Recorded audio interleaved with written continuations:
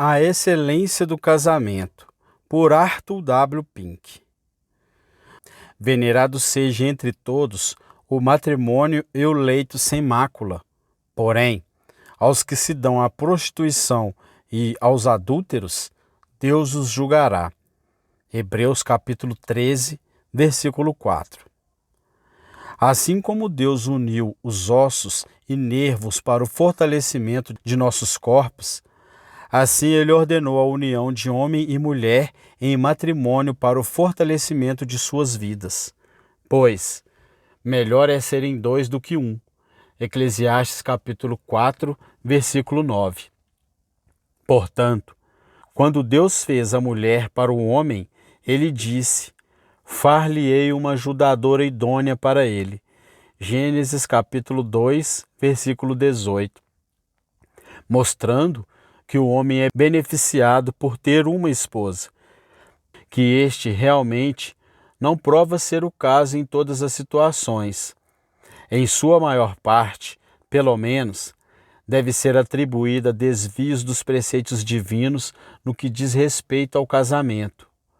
Como este é um assunto de tão vital importância, julgamos oportuno apresentar um esboço bem abrangente do ensinamento da Sagrada Escritura sobre ele, especialmente para o proveito de nossos jovens leitores, embora nós confiamos que seremos habilitados a incluir o que será útil para os mais velhos também.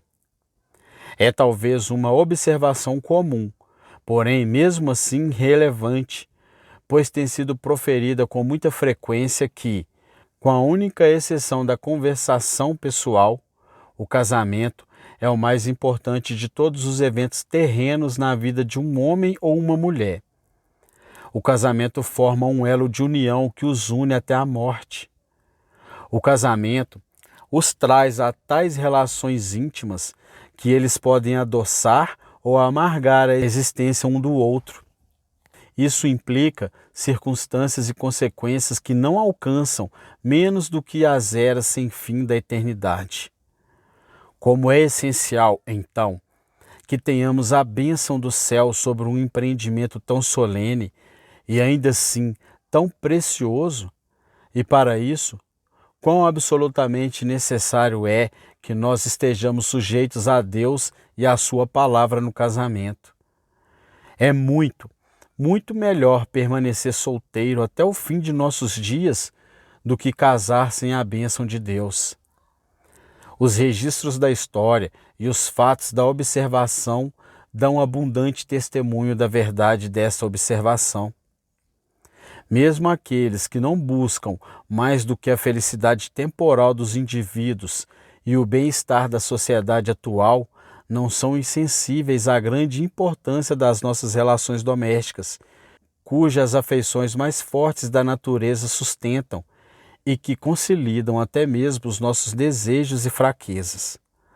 Nós não podemos formar nenhuma concepção de virtude social ou de felicidade, sim, nenhuma concepção da própria sociedade humana que não tenha o seu fundamento na família. Não importa quão excelentes seja a Constituição e as leis de um país, ou quão abundantes sejam seus recursos e prosperidade. Não há nenhuma base segura para a ordem pública ou social, bem como a virtude privada, até que ela se estabeleça na sábia regulação de suas famílias. Afinal, uma nação é apenas o agregado de suas famílias. E a menos que haja bons maridos e esposas, pais e mães, filhos e filhas, não há possibilidade de haver bons cidadãos. Portanto, a atual decadência da vida no lar e da disciplina familiar ameaça a estabilidade da nossa nação hoje muito mais severamente do que qualquer hostilidade estrangeira.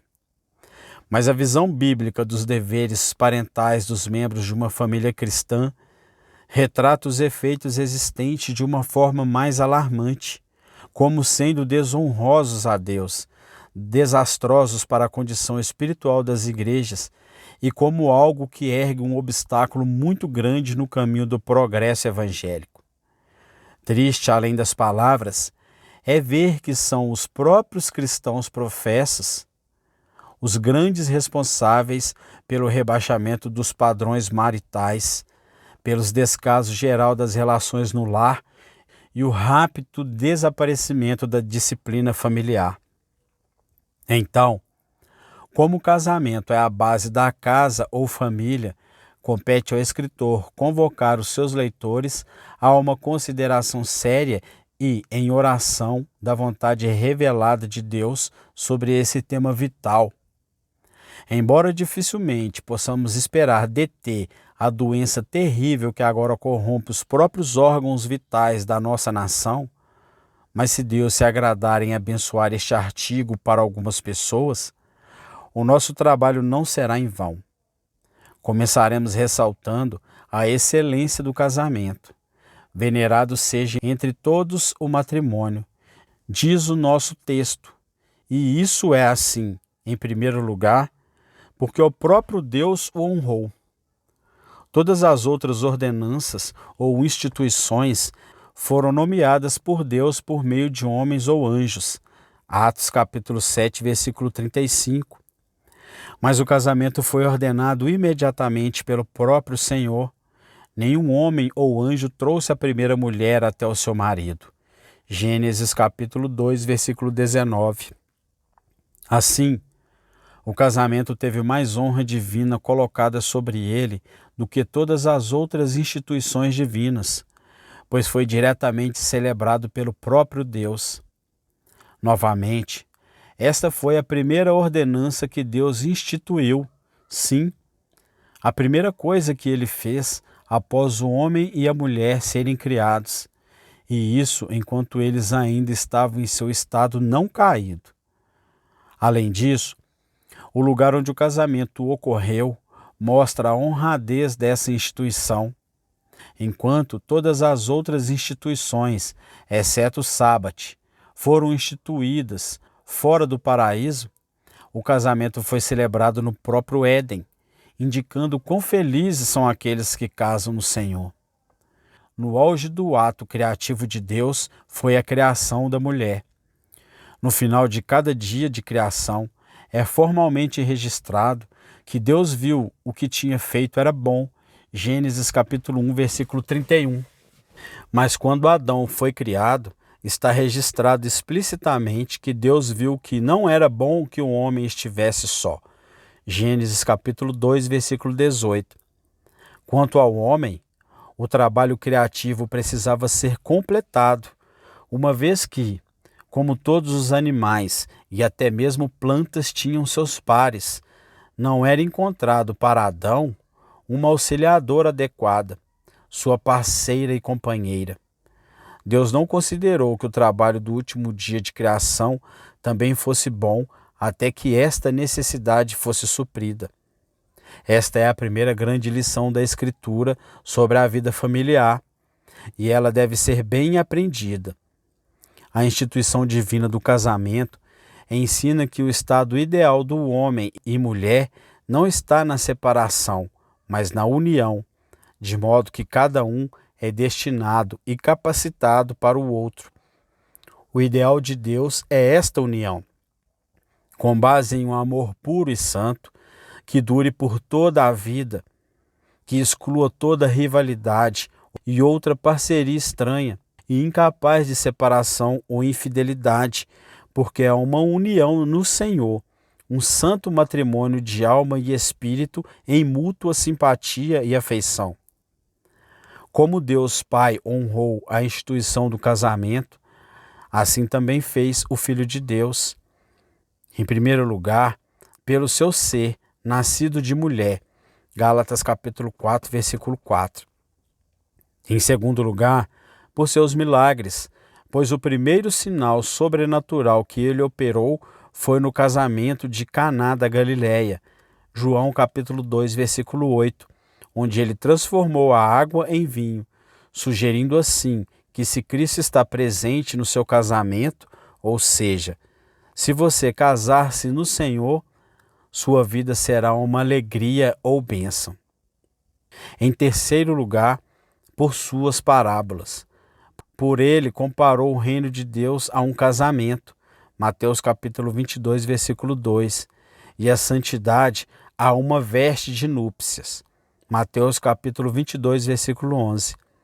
Assim também em seu ensinamento, quando os fariseus tentaram enganá-lo sobre o assunto do divórcio, estabeleceu a sua aprovação sobre a Constituição original, acrescentando: portanto, o que Deus ajuntou, não separe o homem. Mateus capítulo 4, versículo 6.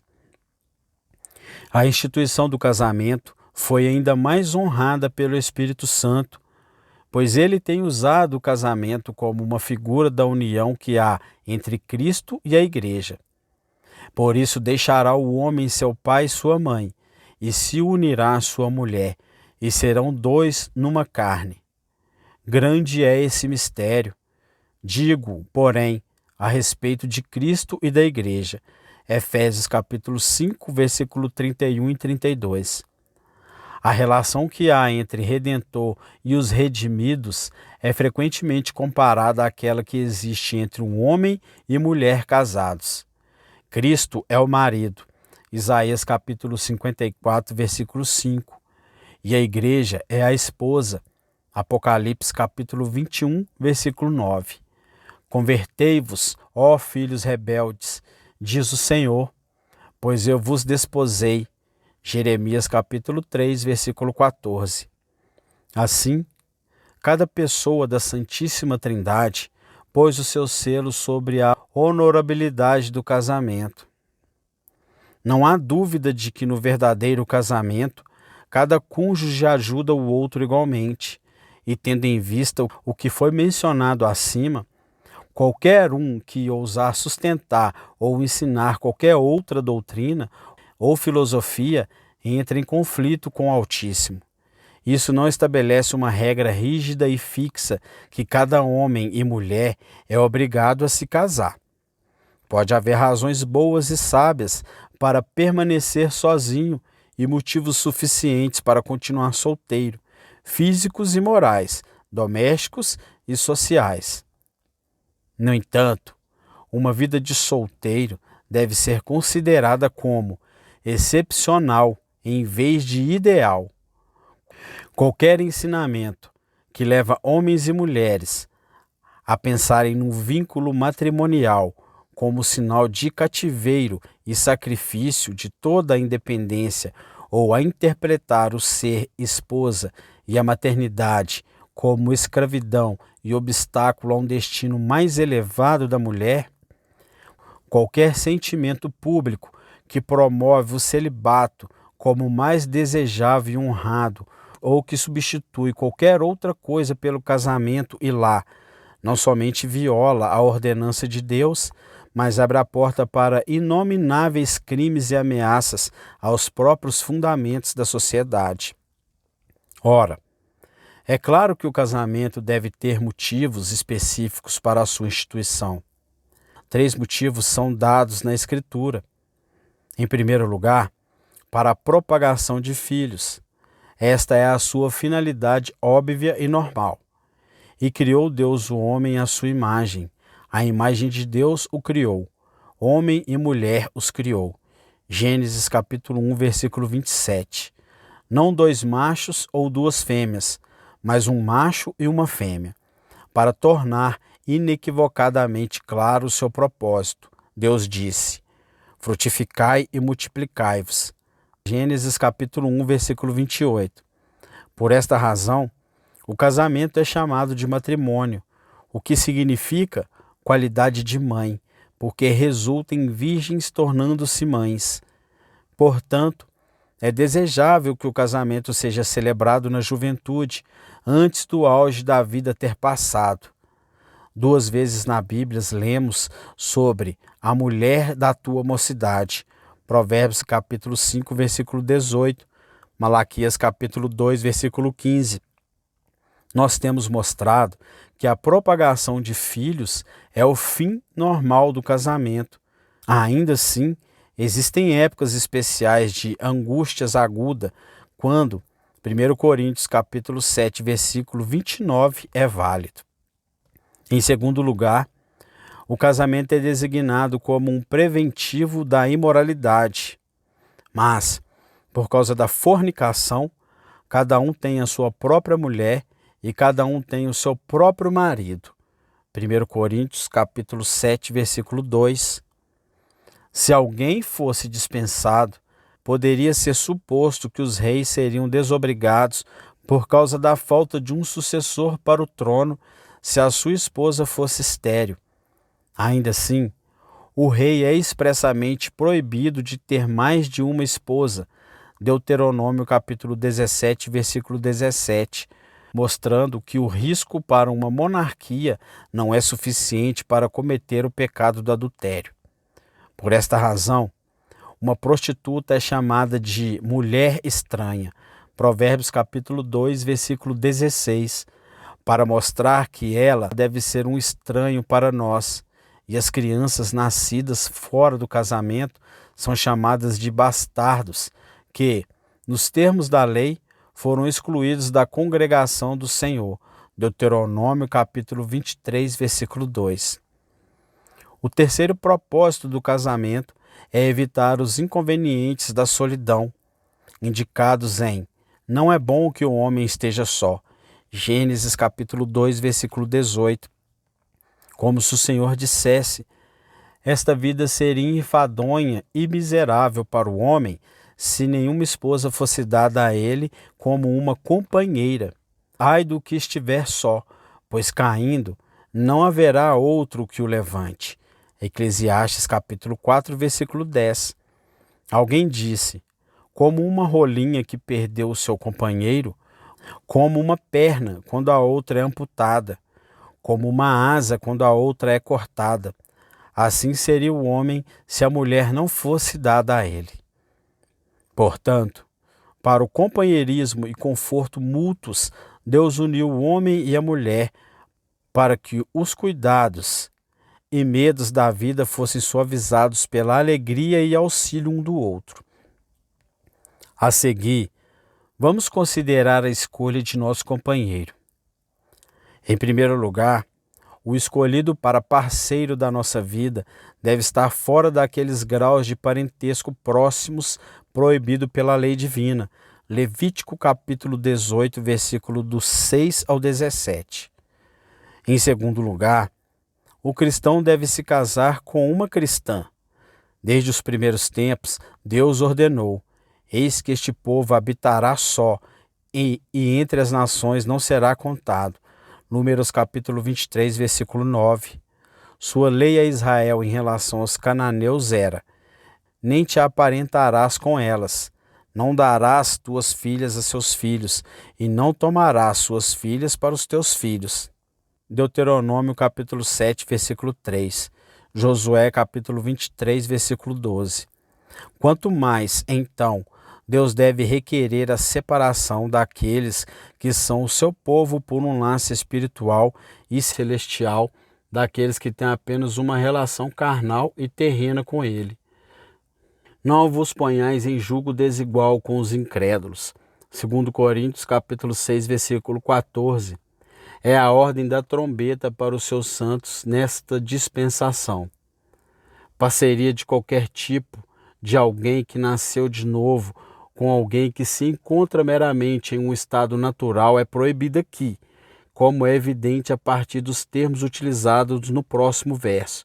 Companheirismo, comunhão, concórdia, parte, acordo. Há apenas duas famílias neste mundo, os filhos de Deus e os filhos do diabo. 1 João capítulo 3, versículo 10.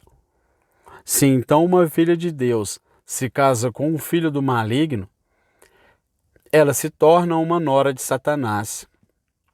Se o filho de Deus se casa com uma filha de Satanás, ele se torna um genro do diabo. Por um passo tão infame, uma afinidade é formada entre alguém pertencente ao Altíssimo e alguém pertencente ao seu arqui-inimigo. Linguagem forte, sim, porém não muito forte. A desonra feita a Cristo por tal união, a amarga colheita da semeadura. Em todo caso, é o pobre cristão que sofre. Leia as histórias inspiradas de Sansão, Salomão e Acabe e veja o que se seguiu às suas alianças profanas em casamentos. Assim como pode um atleta que, tendo ligado a si um peso pesado, esperar ganhar uma corrida, semelhantemente um cristão pode esperar progredir espiritualmente ao se casar com um mundano. Se algum leitor cristão está inclinado ou espera tornar-se noivo, a questão para ele ou ela refletir cuidadosamente na presença do Senhor é: essa união será com o incrédulo? Porque se você estiver realmente consciente e o coração e a alma estão cientes da enorme diferença que Deus, em sua graça, colocou entre você e aqueles que estão, embora sejam atraentes na carne, ainda em seus pecados, então você não deve ter dificuldade em rejeitar todas as sugestões e propostas de comunhão com os tais. Você é a justiça de Deus em Cristo, mas os incrédulos são injustos. Você é a luz no Senhor, mas eles são as trevas. Você foi trazido ao reino de Deus, mas os incrédulos estão sob o poder de Belial. Você é um filho da paz, enquanto todos os incrédulos são filhos da ira. Efésios capítulo 2, versículo 3. Portanto, apartai-vos, diz o Senhor, e não toqueis nada imundo, e eu vos receberei. 2 Coríntios capítulo 6, versículo 17. O perigo de formar essa aliança vem antes do casamento, ou mesmo do compromisso, e nenhum destes pode ser cogitado por qualquer cristão verdadeiro, a menos que a doçura da comunhão com o Senhor tenha sido perdida.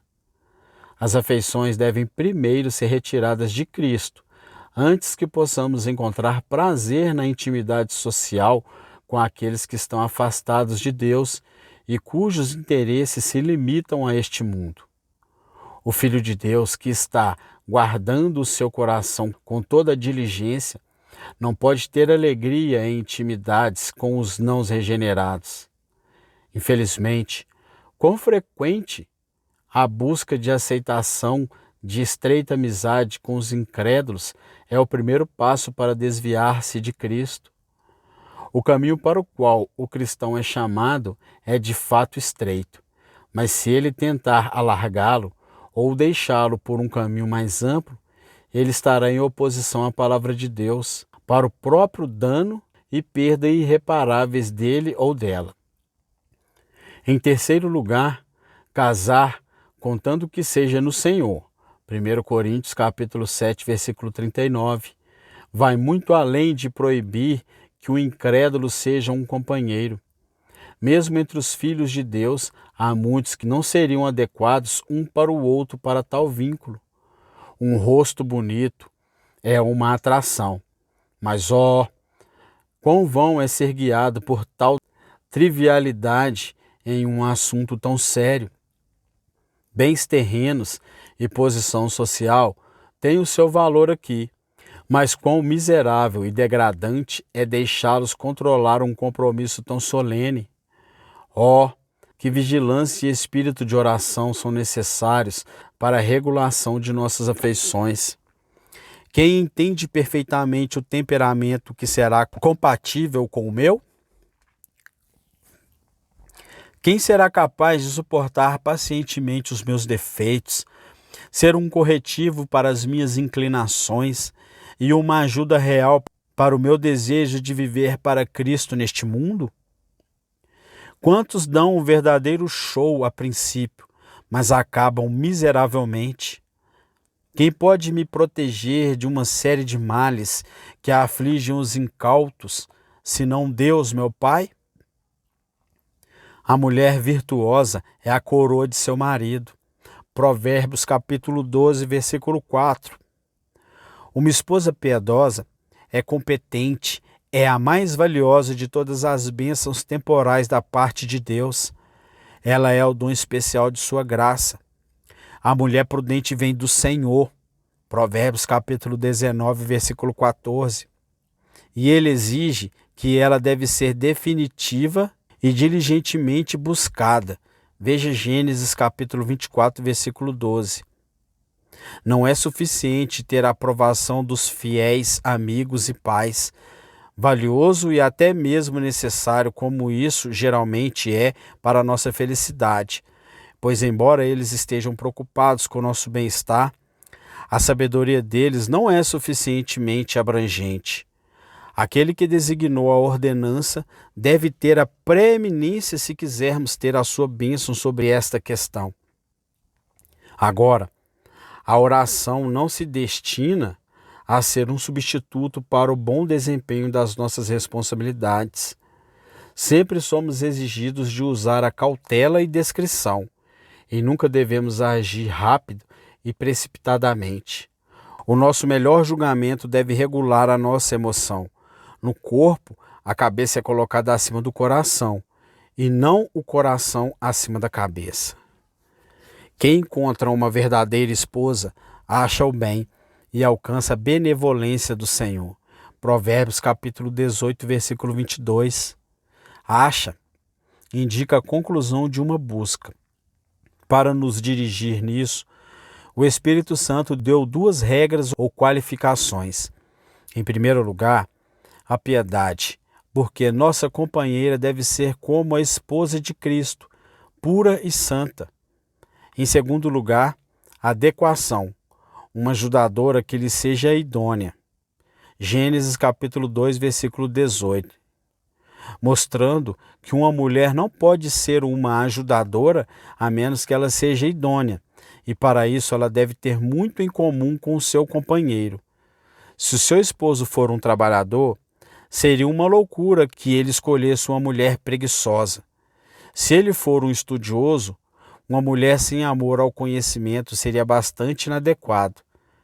O casamento é chamado de jugo, e dois não podem se unir se todo o fardo estiver somente sobre um, como seria se alguém fraco e débil fosse o parceiro escolhido.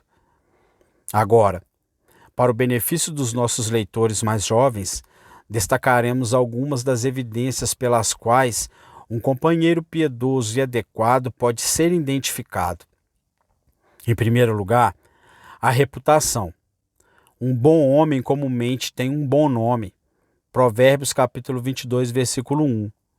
Ninguém pode acusá-lo de pecados grosseiros.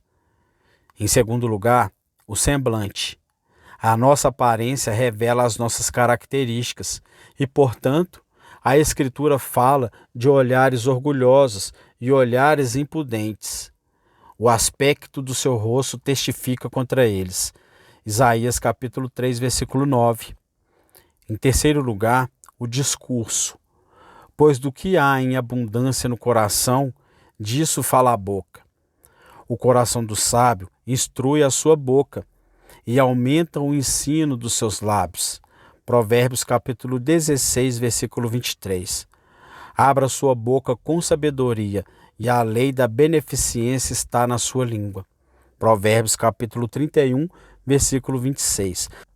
Em quarto lugar, a aparência. Uma mulher modesta é conhecida pela modéstia de seu vestuário. Se a roupa for vulgar ou pomposa, o coração é vão. Em quinto lugar, o companheirismo. Pássaros do mesmo tipo de penas voam juntos. Uma pessoa pode ser conhecida por suas associações. Uma palavra de alerta, talvez não completamente desnecessária.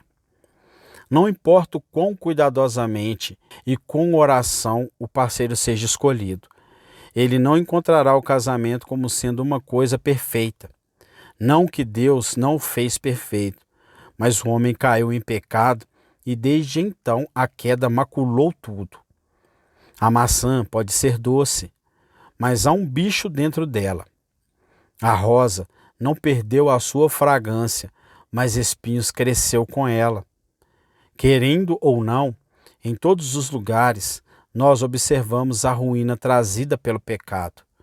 Então, não vamos sonhar com aquelas pessoas sem defeitos que uma fantasia doentia pode imaginar e que podem romancistas retratar. Os homens e as mulheres mais piedosos têm as suas falhas, E embora isso seja fácil de suportar quando há amor verdadeiro, entretanto, eles precisam ser suportados. Algumas breves observações agora sobre a vida comum do lar dos casados. Luz e ajuda serão obtidos aqui se for tido em mente que o casamento retrata a relação entre Cristo e sua igreja. Isso, então, envolve 3 coisas. Primeiro, a atitude e as ações de marido e mulher devem ser regulados pelo amor, pois esse é o laço essencial entre o Senhor Jesus e a sua esposa. Um amor santo, sacrificial e contínuo que nada pode romper. Não há nada como o amor para fazer as engrenagens da vida doméstica funcionarem sem problemas. O marido sustenta com a sua companheira a mesma relação que o Redentor para com os remidos e, portanto, a exortação: vós, maridos, amai vossas mulheres como também Cristo amou a igreja. Efésios capítulo 5, versículo 25. Com um amor cordial e constante, sempre procurando o seu bem, ministrando as suas necessidades, protegendo-a e suprindo-a, suportando as suas fraquezas e assim, dando honra à mulher, como vaso mais fraco, como sendo vós os seus co-herdeiros da graça da vida, para que não sejam impedidas as vossas orações. 1 Pedro capítulo 3, versículo 7. Em segundo lugar, o papel do marido. A cabeça da mulher é o homem. 1 Coríntios capítulo 11, versículo 3. Porque o marido é a cabeça da mulher, como também Cristo é a cabeça da igreja. Efésios capítulo 5, versículo 23. A menos que esta nomeação divina seja devidamente obedecida, certamente haverá confusão. A família deve ter um líder, e Deus designou o marido como tal, tornando-o responsável pelo seu correto governo. E séria será a perda se ele fugir de seu dever e colocar as rédeas do governo sobre a sua esposa. Mas isso não significa que a Escritura lhe dá licença para ser um tirano doméstico, tratando a sua esposa como uma serva. O seu domínio deve ser exercido em amor para com aquela que é a sua co-herdeira. Igualmente vós, maridos, coabitais com elas. 1 Pedro capítulo 3, versículo 7. Isto é, busquem a sua companhia depois que o trabalho do dia acabar. Essa ordem divina condena declaradamente aqueles que deixam suas esposas e afastam-se do lar com o pretexto de um chamado de Deus. Em terceiro lugar, a submissão da mulher. Esposas, sujeitai-vos a vossos maridos, como ao Senhor. Efésios capítulo 5, versículo 22. Há apenas uma exceção a ser feita na aplicação desta regra, ou seja, quando ele ordena aquilo que Deus proíbe ou proíbe aquilo que Deus ordena, porque assim se adornava também antigamente as santas mulheres que esperavam em Deus e estavam sujeitas aos seus próprios maridos. 1 Pedro capítulo 3, versículo 5.